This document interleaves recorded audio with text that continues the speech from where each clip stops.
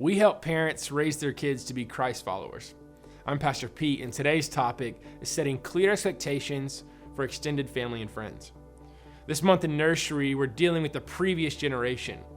Last week, we talked all about how to begin that difficult conversation with your mom or dad and how you want them to be on your team, and you want them to play by your rules when it comes to their grandchildren. And this week, we're going to talk about how to be clear with what your rules will be in an honoring way. Thinking about setting clear expectations may be hard for you because you have a negative connotation around the thought of confrontation. What we have to do is take out that negative connotation out of confrontation and realize that having conversations like this are going to be vital in creating and sustaining healthy relationships with people such as our mom, our dad, or extended friends. For some of you, the thought of having such a conversation grips you with fear.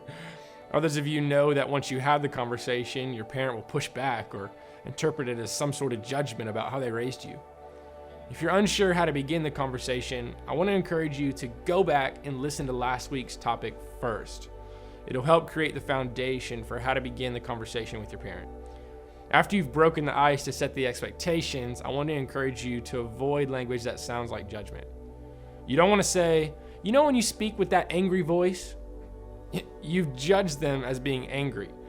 They may object and say, I'm never angry when I speak. Immediately, they're on the defense. Instead, describe the behavior itself without giving it a label. It could sound something like this. Dad, we're attempting to only correct the kids with an inside voice. We want our behavior to reflect the behavior that we want from them. You've now described the behavior you desire from them without labeling the behavior or the potential motive behind it. I know this requires some effort and thought, but this gets you closer to the desired result with a minimum amount of pushback.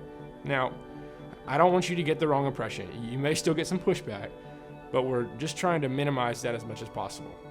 So first, avoid judgmental language. And second, describe the desired behavior. And third, always include the why. Now, come on, this is so important.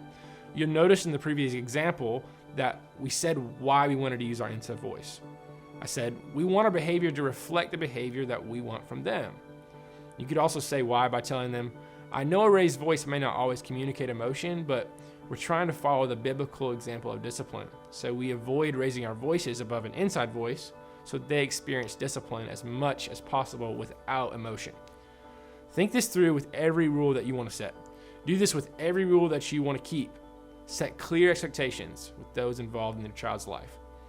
Remember, God uses your desire to raise your kid right to get to your heart. Thanks for listening to me. Now, take a moment and let Him speak to you.